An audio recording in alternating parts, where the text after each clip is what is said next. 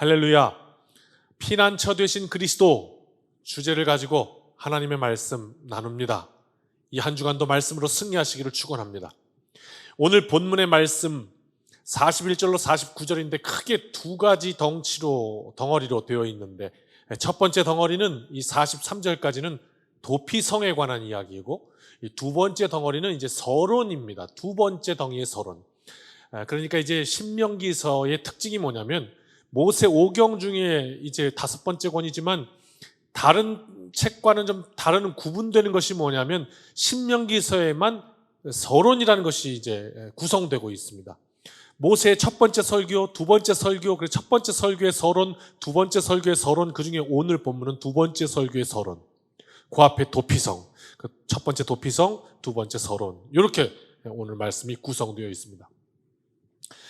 이 서론이 뭐냐 그러면 신명기 1장 1절로 5절 보면 이 첫 번째 덩치의 서론이 나오는데, 누가 어디서 무엇을 누구에게 이런 것들이 이제 나옵니다. 누가 모세가 무엇을 율법을 어디에서 요단 동편 모압 땅에서 누구에게 이스라엘 백성에게 이런 말이죠. 그런 것들이 이제 소개되어 있어요. 서론이. 다시 정리하면 첫 번째 덩치는 도피성, 두 번째 덩치는 서론 이렇게 되어 있는데요. 한번 이것이 우리에게 무슨 말씀에 도전을 주고 있나 살펴봅시다. 하나님께서 이스라엘을 부르셨습니다. 지난 주간 계속 방송으로 카톡을 통해서 이제 매일 묵상 가정 예배를 설교를 보내드렸는데요. 그 중에 나옵니다. 하나님이 우리를 부르셔서 약속하시고 그리고 인도하시고 부르시고 지켜주시고 뭐 이런 거 했잖아요. 그 이유가 뭘까? 왜 하나님께서 이 지구상에서 이스라엘이라는 어떤 나라를 선택하셔서 애굽의 노예로 살고 있는 거기서부터 끄집어내셔서 하나님께서 어떤 땅을 가나안이라고 하여서 약속하셔서 그 땅으로 가도록 인도하시면서 그 과정에서 계속 만나와 메추라기, 불기둥과 구름기둥으로 인도하셨다.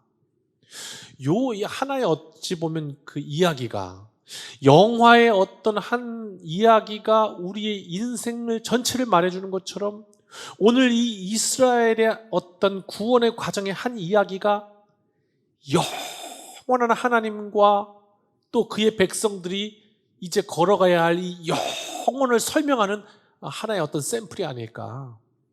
그 이스라엘의 구원의 과정을 통해서 인생의 하나님의 나라로 그 약속의 영원한 천국을 향해 가는 그 과정을 지금 그리고 있는 축소판 아닌가, 이런 생각. 우리의 인생 이야기 아닐까요?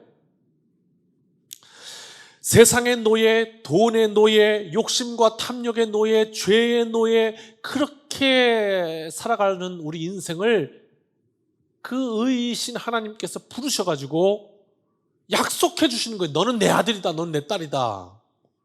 그래서 천국으로 인도하시는 과정, 그 가운데 의지하는 백성들에게 힘 없어요, 아무것도 할 수 없어요. 그래서 어떻게 만나와 메추라기로 먹이시고, 의심하면서 흔들리면 들의 꽃을 보라, 공중에 나는 새를 보라, 내가 하물며 너를 키우지 않겠느냐 말씀하시면서 그 천국으로 쫙 이끌어 가시는 과정, 그게 불기둥과 구름기둥이죠.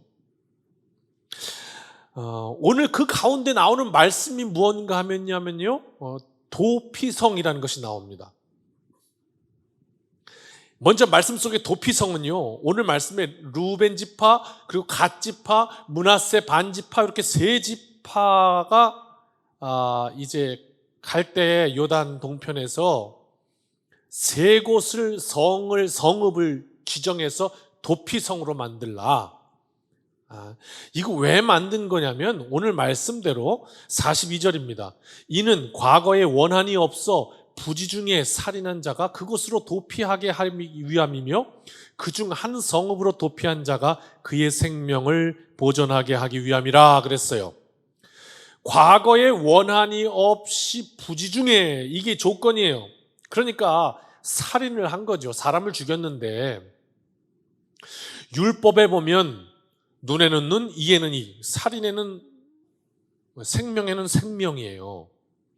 피의 보수자라고도 하죠. 이게 율법이었는데, 사실 이 율법이 아주 정확하고 무서워 보이죠. 아유, 실수하면 그냥 그대로 다 감당해야 되구나. 하지만 하나님이 눈에는 눈, 이에는 이라고 말씀하신 이유가 있죠.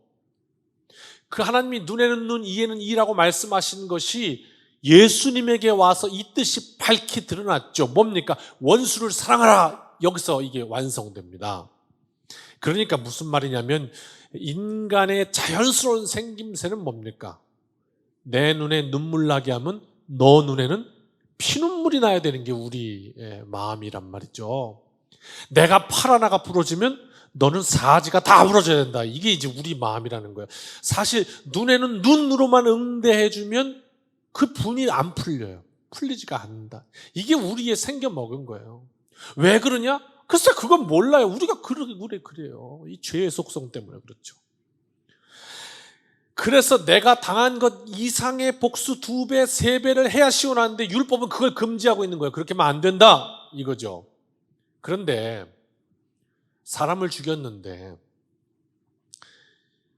이게 오늘 말씀에 따라 과거의 원한이 없이 부지 중에 그랬단 말이에요.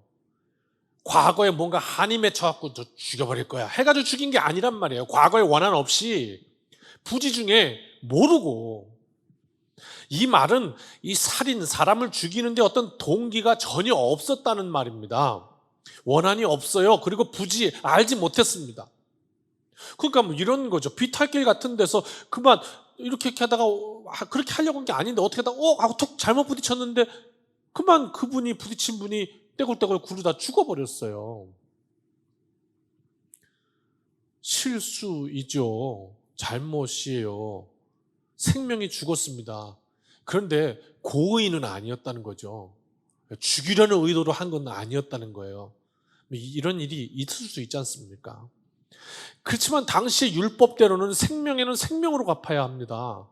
그러므로 그 피해자, 죽임을 당한 자의 자녀들은 피해 보수자, 이제 이 사람 죽이려고 올 겁니다. 그때 자신의 생명을 이제 보존할 수 있는 방법은 오늘 이제 말씀드리면 도피성으로 뛰어가는 거예요.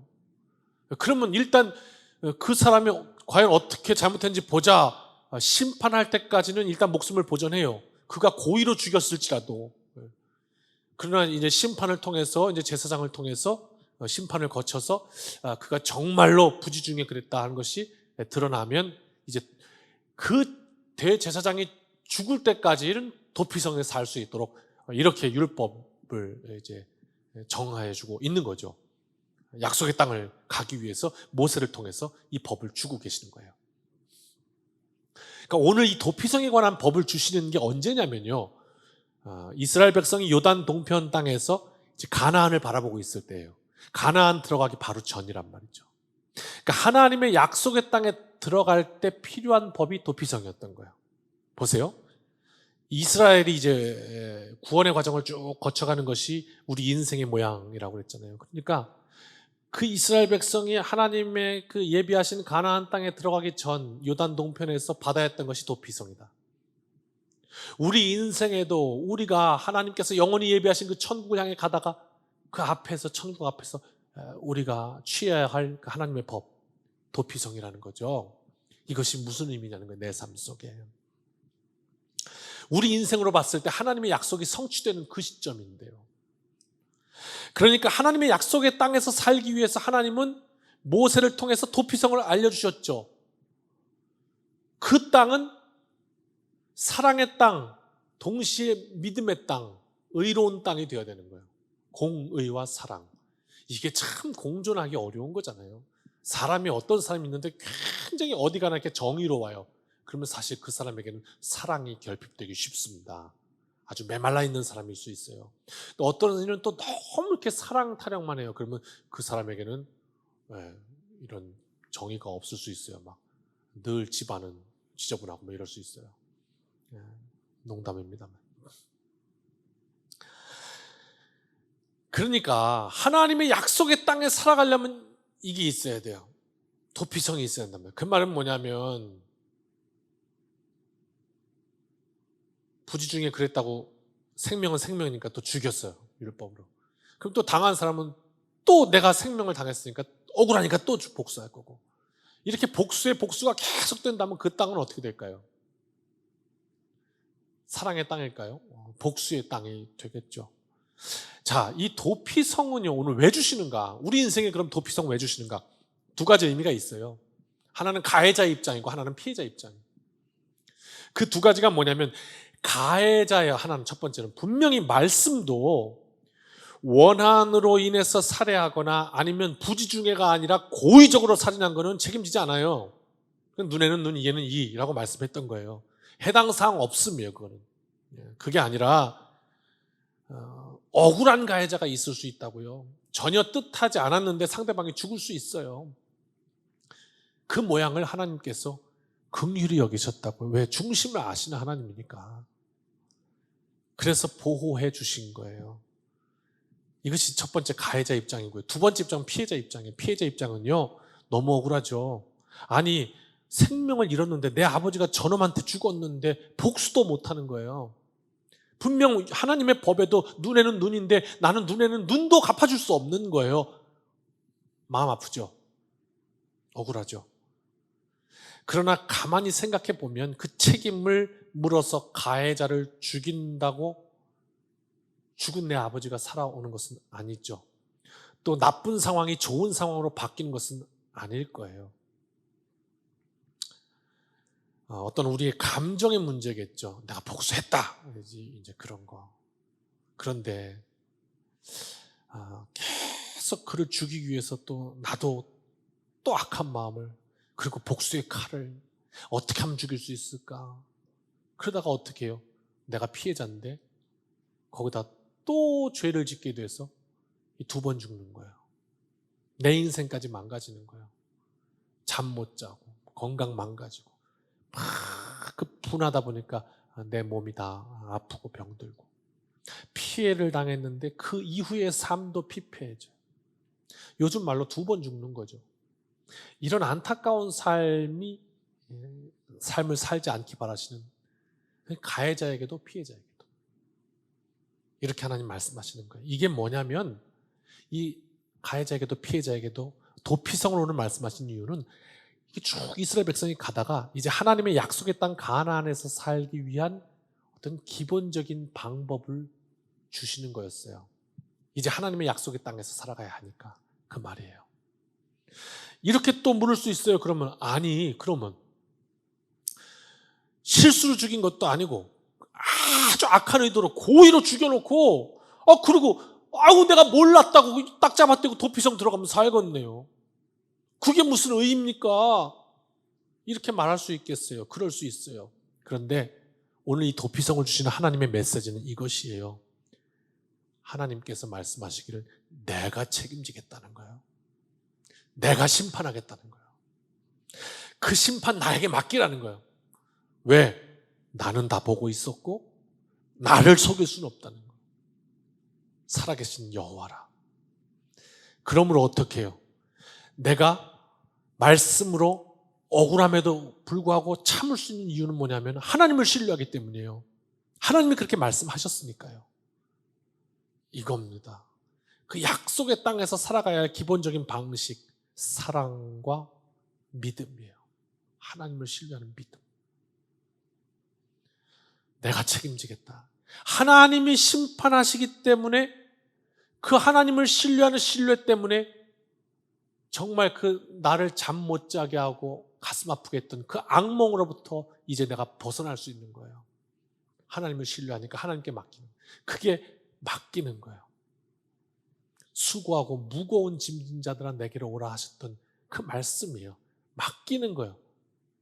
우리가 이해할 수 없고 또 우리가 한계에 부딪혀서 넘어갈 수 없고 그 모든 무거운 거 낑낑대고 인생이 아니고 하나님의 영광을 위해서 하나님께 맡기고 나아가라는 거죠. 그래서 원수를 사랑하라 하는 이 예수님의 말씀으로 결국 율법이 완성된 거죠. 하나님께 맡기니까 할 수 있죠. 어떻게 내가 사랑합니까? 내가 억울한 게 있다면 하나님 나보다 나를 더 잘 아시기에 하나님께서 분명히 갚아주실 줄 믿습니다. 다윗도 그렇게 고백하잖아요.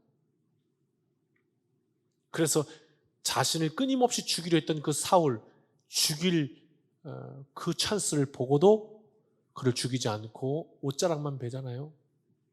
원수는 하나님께 있다고. 이게 이제 믿음이 그의 삶의 피폐함으로부터 해방시킨다는 거죠. 하나님이 끝내 온 세상을 심판하실 거고 나의 억울함과 나의 그 상처와 나의 그 깊은 이 안타까움을 다 아시기 때문에 하나님께서 내게 만족하도록 그 의를 이루실 것이라고 확신하면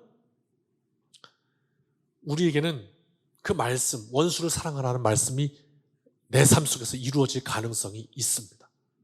정말 확신한다면. 근데 그 믿음이 약하니까 혹시 하나님이 너무 많은 일을 심판하시다 보니까 나한테 그 악하게 했던 그놈 혹시 그놈 잊어버리실까 봐 깜빡하시고 하나님이 심판 안 하실까 봐 그래서 내가 어떻게든지 살아있는 동안에 저놈 어떻게 복수하고 가야지 뭐 그런 불신 때문에 내가 죽기 전에 복수해야 되는 거죠. 아마도 그래서 손양원 목사님은 그 하나님을 신뢰하는 깊은 신뢰, 그 믿음 때문에 자기 자신을, 자기의 그 아들을 죽였던 그 아들까지도 양아들로 삼고 하나님 앞에 그 복수를 맡겨버리는 그 믿음의 모습을 우리에게 보여주고 있지 않을까요? 아들을 죽인 그 원수에 대한 보복, 원한 이것으로 평생을 얼룩지면서 살지 않도록 베푸신 하나님의 은혜였습니다. 그것이 맞죠. 이게 이제 첫 번째 덩어리 도피성이고요. 두 번째 덩어리 이 신명기 서론이라고 했죠. 도피성과 서론. 자, 결론이 이겁니다. 이 서론의 결론은 뭐냐면 이스라엘이 지금 하나님의 약속의 땅 가나안을 향해 나아가고 있는데 지금 그 하나님의 명령에 순종하면서 여기까지 왔기 때문에 그래서 요단 동편의 땅을 순조롭게 정리할 수 있었다. 끝 이겁니다. 이게 서론의 내용이에요. 우리가 여기까지 올 수 있었던 건 하나님의 은혜였어. 우리가 하나님의 말씀을 잘 듣고 여기까지 왔기 때문에 말씀의 인도하심으로 내 인생 여기까지 올 수 있었어. 이 고백이에요. 내가 태어나서 이제껏 살면서 이제 저는 이제 40대 중반을 넘어가고 있는데 45년을 넘어 살아오면서 하나님의 말씀 의지하면서 살아왔기 때문에 여기까지 올 수 있었어. 이렇게 고백하는 거죠. 그러면서 어떻게 해요? 앞을 바라보는 거예요. 그리고 이제는 앞에 들어갈 건데 나를 위해 예비하신 그 땅으로 들어갈 건데 결론이 뭐냐? 그 땅에 들어가려면 이제 우리 앞에 있는 거 하나님께서 말씀하시는 거 도피성이라는 얘기를 하는 거예요. 이게 이제 오늘 본문이에요. 인간과 인간의 관계. 여러분, 우리가 얼마나 실수가 많아요. 또 얼마나 연약해요. 그래서 당한 누구에게나 있을 거예요. 저에게도 있고요. 당한 상처 때문에 밤잠 이루지 못하면서 아파하는 우리 인간인 것을 아셨기 때문에 도피성을 만들라고 하셨어요.